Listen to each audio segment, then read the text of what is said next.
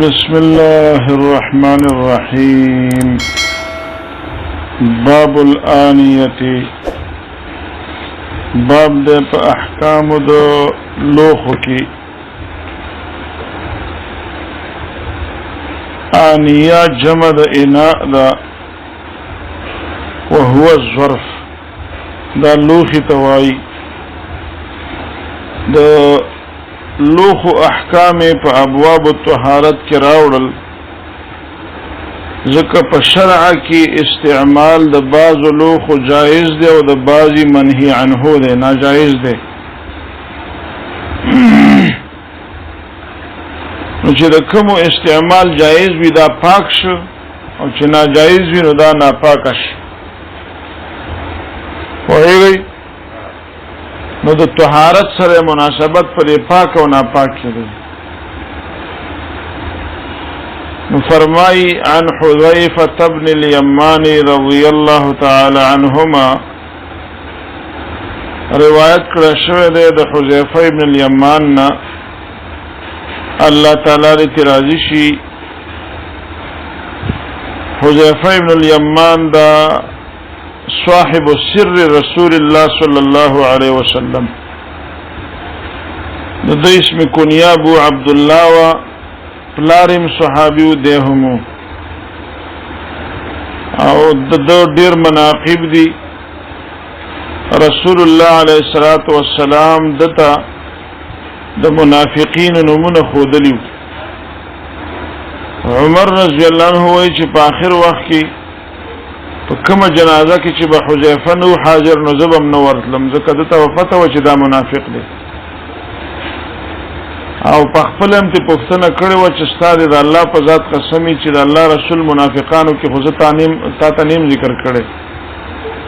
نو حذیفه ته فرمایل چې تیرا تنی خود له خو ګره دا خبره بل چاته زنه کوم، د الله رسول زده دینه منع کړي ما. او بل فضیلت د دار صحیح مسلم کی راضی د تخپل وای چې ټول خلکو به د خیر پوښتنه کوله او ما به د شر پوښتنه کوله، مخافه ان یدرکنی، د دې د یارینه چې مارا لاندې نه کی. نو احادیث الفتن اکثر د حذیفه راوی روایت دي، اشراط الساعه، قیامت علامات او د دجال او نور به د مغرب نه راخیږي او دا حدیثونه د چا نه نقل دي؟ حذیفه رضی الله عنه. او مات بالمدائن سنه، په مدائن علاقه کې وفات شوی دی 15 یا 16 هجری کې، پس د وفات د عثمان رضی الله عنه نه 40 په بعد ورپسې دی وفات شوی دی. نو ډېر لوی صحابي دی دا. قال دے فرمائے قال رسول الله صلی الله علیه وسلم، نبی علیہ السلام فرمائلی لا تشربوا فی آنیت الذهب والفضة، سکل مکوی په لوخو د سرو زرو د سپینو زرو کی، ولا تأکلوا فی صحافها، او خوراک مکوی په کاسو د سرو سپینو کی، فإنها یقینا دا سرو سپین چې دی لهم د کفارو د پاره دی فی دنیا په دنیا کی، ولکم فی الاخرة، او ستاسو د پاره چرته دی په آخرت کی دی. متفق علیه، بخاری او مسلم دا حدیث راوړی دی چې د امت اتفاق دی په صحت د باندې. په دې حدیث کې یو بحث هغه شان ورود د حدیث دی. شان ورود د حدیث دا و چې ورسته زمانہ کې حذیفه بن الیمان یو ځل आवाज وکړ د سکلو د شیز د خادم او دهقان، نو هغه ورله د سپینو زرو یا د سرو زرو په لوخي کې وبر راوړلې. نو دې غوسه شو، صحابه کرام خلکو چې منکر به ولیدنو بس به طاقت نه کېده، زمونږ په شان نو چې خیر دی خیر دی، بس نه شر دی چې ګناه څوک خو شر دی. نو بیا ویغلوخم گزار که او دهقانی مراونی وغیم کتا گزار که. نو دا غیرت د صحابه کرامو دی او به دا حدیث فرمایي چې رسول الله صلی الله علیه وسلم دا فرمایلی دي چې د دې په لوخو سرو سپینو په لوخو کې خراس کاک مکوي نبی صلی الله علیه وسلم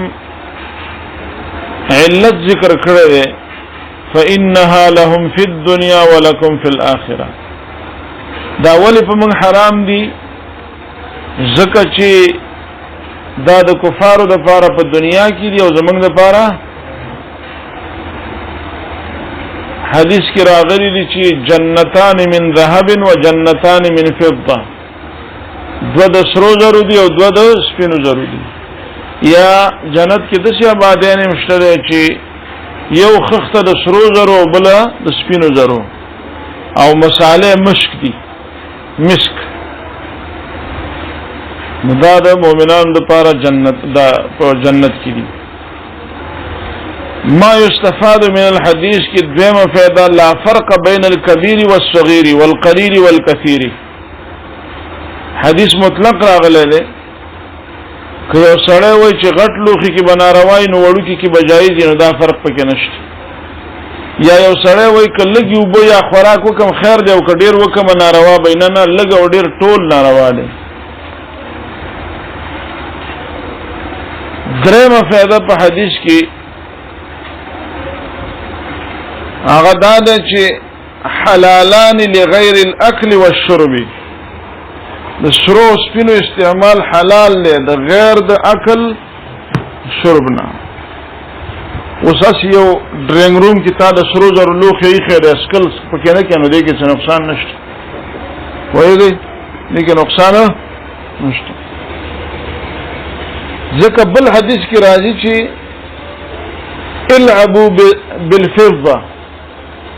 په سپینو زرو باندې لوبي وکړي سړو ته دا ویلي تاسو د دې غوتمم جوړول شي او لوبم پکول شي نرڅ ته جوړول شي خو سنت خاتم دی غوتمه ده کوم حدیث کې چې د مسقال وزن راغلی دی د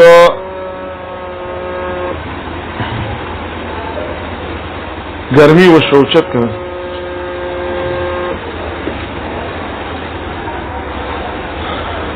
نو دا حدیث کمزور دی ابو داود کې چې د یو مسقال نه وزن مزه ته دا خبره کمزور ده ځکه بل حدیث کې داري چې العبوا بها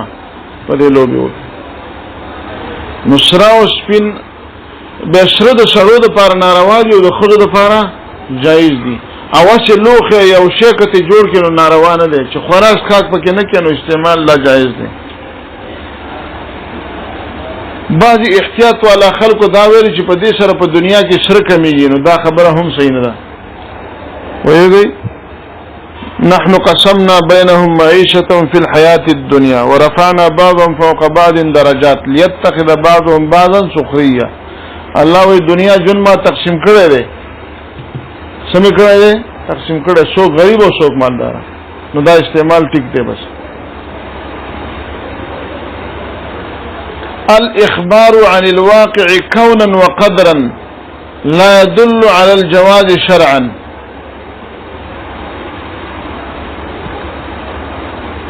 دا یو بل قاعده معلومیږي د نفس الامر نچیو د الله رسول یو خبر ورکی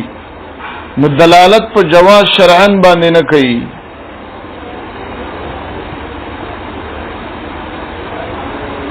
یو اختلاف دی تاسو ته اصول فقه کې اصول شاشي کې تیر شوی دی او د نور الانوار کې براش چې کفار مخاطب بالفروع دي کنه دي کفار مخاطب بالفروع احناف وای چې مخاطب بالفروع نه دي ځکه هغه اول خطاب ته د ایمان کیږي او دا عمل چې دا خو به مرتب دی په ایمان چې یو سړی ایمان نه راوړي نو ته څنګه وای چې مونږ وکړه ځینم حاضر د زماري خبر ته دی حدیث نه څنګه معلومیږي هغه ته به ورسته زو دویم قول د امام شافعي رحمه الله وهو الحق چې کفار مخاطب بالفروع دي دلیل په د سورته مدثر اخری آیاتونه دي چې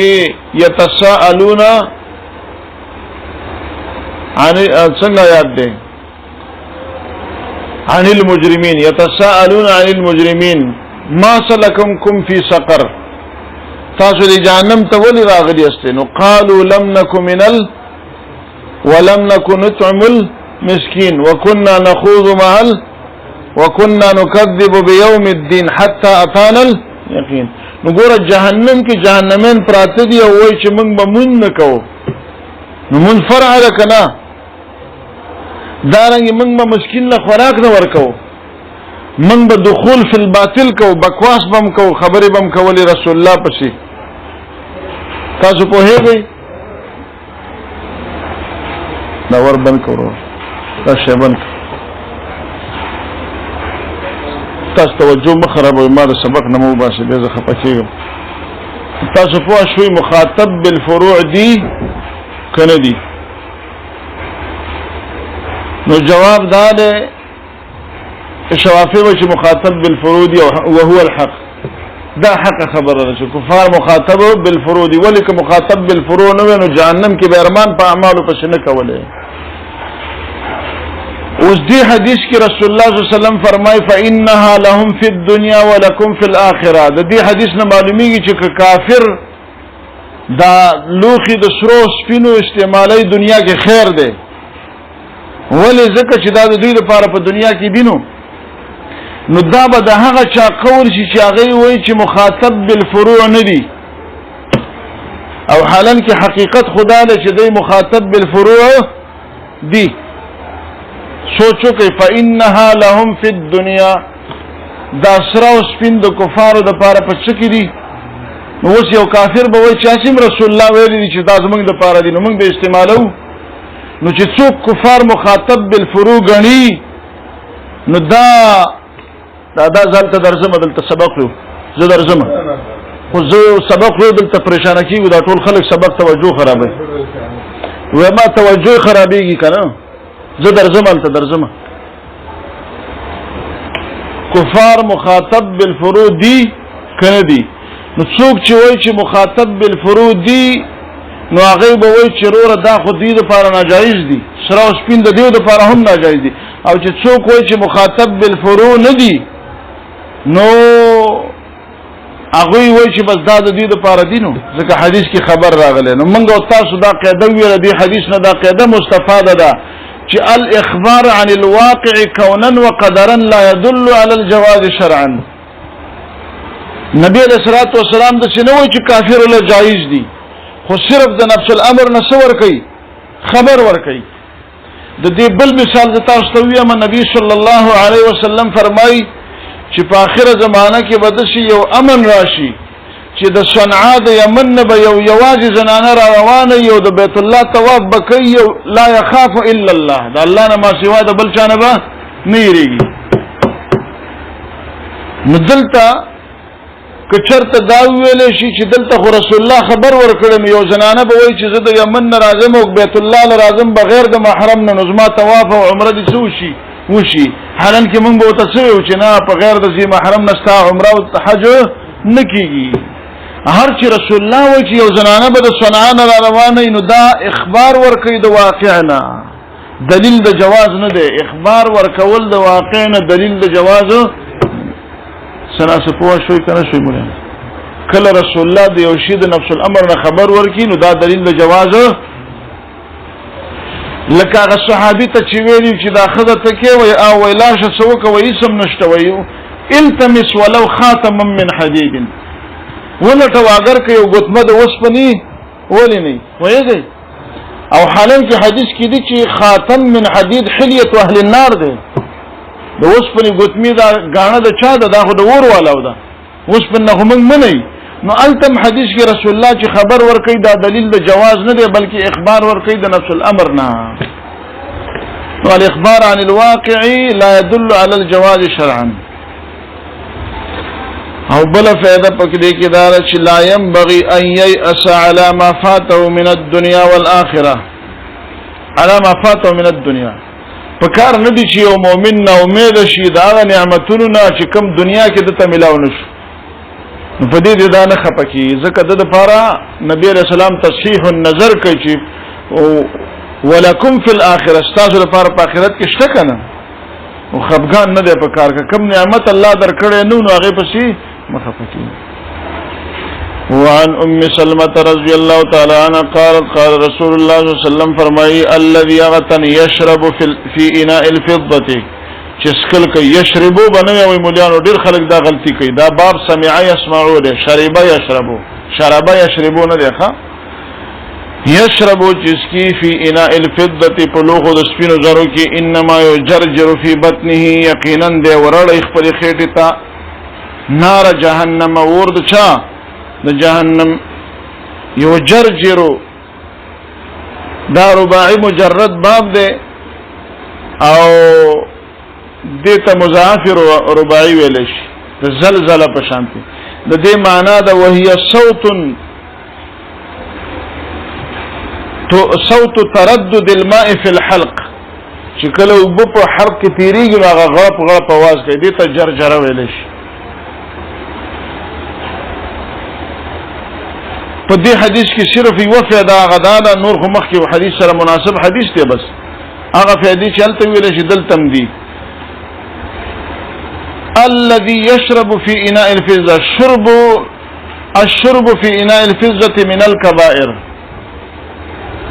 شرب د سپیرو زرو په لوخو کې دا څه شي نه لکه ځکه کبیره ګناه په یو تعریف باندې دی ته وایي چې د چا په باره کې وعید راشي وعید شدید چې راشي نو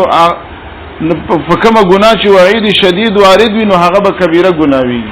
د سپیرو زرو لوخو کې او بو سکلو کې دا کبیره ګناه ده.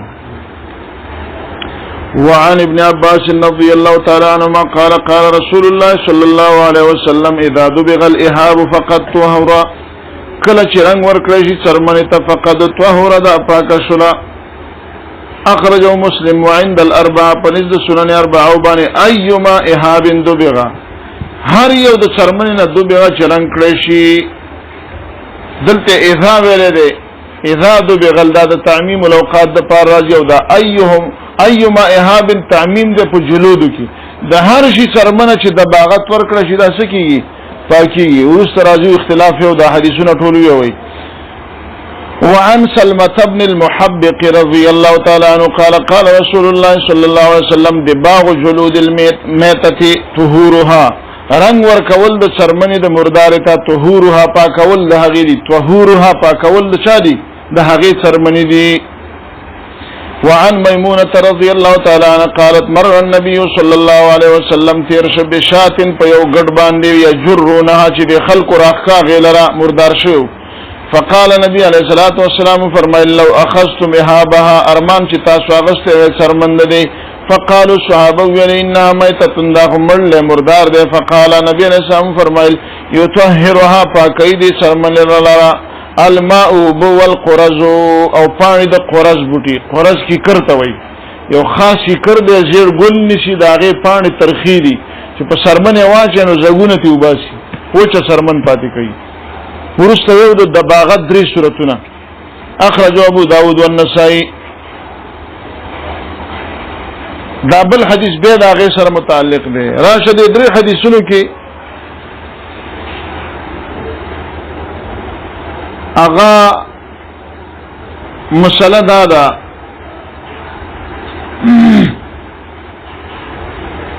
ظاهر الاحاديث دلیل چې كل اهاب دبغ فقد طهر دا قاعده فقهيه ده كل اهاب دبغ فقد طهر الا جلد الخنزير خنزير والادمي مگر سرمند خنزير او د انسان دا په دباغت نه پاکي د خنزیر د نجاست د وجنه ځکه هغه نجس العين دی. او امام شافعي رحمه الله په دې کې سپین شماري سپین داغه پشان د خنزیر دی داغه په نسبانه ځکه هغه سپین نجس العين غني. او د انسان ځکه نه پاکي د وجه د شرافت نه د انسان نه څرمنې استل د لوی ظلم دی. نور قانون دار چې كل اهاب دبغ فقد طهر.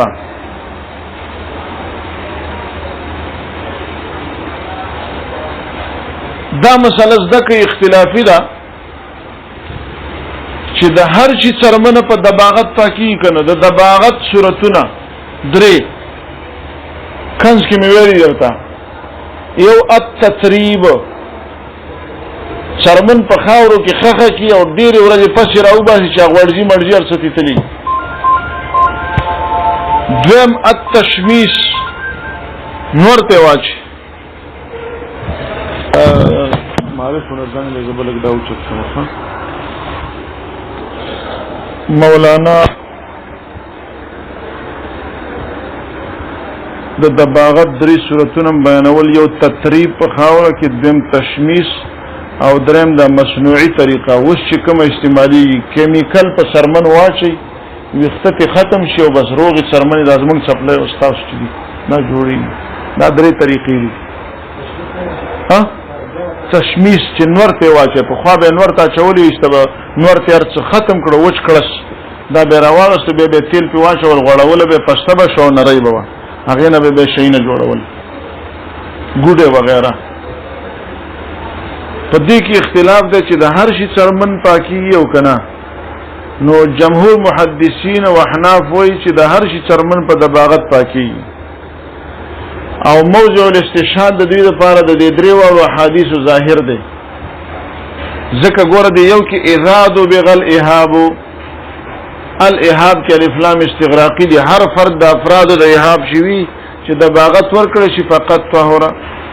دا بل حدیث ایما اهاب دا خطا میم ده پکې هر څرمن چې وی چې رنگ ورکړي شي سکیږي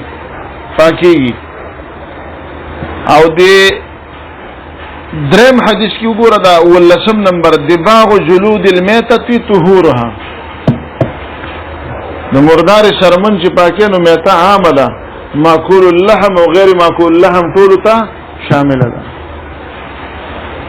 سیوا د بعض علماو نه چې هغه وی د دې درې واړو احادیث شان ورود واحد ده. د دې درې واړو احادیث شان ورود څه ده واحد هغه د سلورم حدیث ده د میمونی والا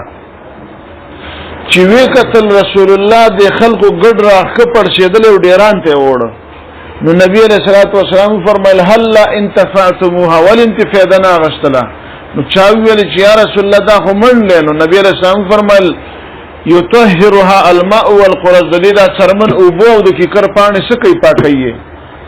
او به ور سره دا نور حدیث په دې موقع باندې فرمایلی دي. نو رسول الله ته پته و چې د میتینه مراد امداد ماکول اللحم حیوان میته ده غیر ماکول اللحم په دې کې نشته ده. او دغه علماو نه یو شیخ عثیمین رحمه الله دی شیخ عثیمین هم دې خبره ترجیح ورکړی ده چې د هر حیوان څرمن په دباغت نه پاکيږي بلکې د ماکول اللحم حیوان هغه حیوان چې هغه په زکات شرعي باندې پاکيږي نو دا هغه حیوان څرمن په دباغت پاکيږي او د نور حیواناتو نه پاکيږي. او هغه استدلال کړی دی د یو بل حدیث نه چې لوري بعید شانتي قیاس ده کې دې چې زه په تاسو پوي نه کړم. نبی صلی الله علیه وسلم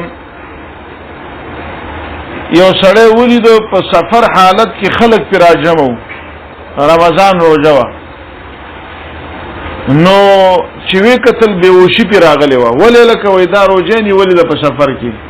نبی علیہ السلام فرمایل ليس من البر الصيام في السفر ليس من البر الصيام په سفر کې روزه نیول دا بر نه دی. اوس دا حدیث عام دی ګوره فکر دا لکه عموم د الفاظ ته ګوري نو په سره د په سفر کې د روزه نیول د سره جایز نشي ځکه نیکی نه ده. لیکن دغه خاص شان ورود ته چې وګوري هغه روزه چې سړی به وشي تر سیدا د بر نه ده نو حکم شرعي دا ده چې کومنګ او تاسو په غیر د بیوشي نه په سفر کې روزه نیسو نو نیولې شو کني شو نیولې شو. نو ګوره عام حکم یې کړی دی خو شان ورود خاص دی نو لہذا اعتبار دی خاص واقعي لره نشته دی بلکې عام الفاظ لره شته دي. نن تراجی خبره نو د رسول الله چې کلمہ ویلې دی یا ازاد بغیر ویلې دی نو دای په یو خاص واقعه کې ویلې دی خو الفاظ د چالي د عموم دي. هو شوي تاسو او دویمه مسله د دې درې وړو حدیثونه يجوز استعمالها في اليابسات والرطوبات چې کله څرمن له دباغت ورکړی شي نو که لون شي پکې اچي او که وچ شي پکې اچي وربشي غنم پکې اچي په دې څرمنه کې او که اوبه پکې اچي شملې ماسته پکې اچي نو به پکې څه نقصان نشته ځکه دباغت سره شي پاک شي کنه چې پاک شي استعمالول شي بس ته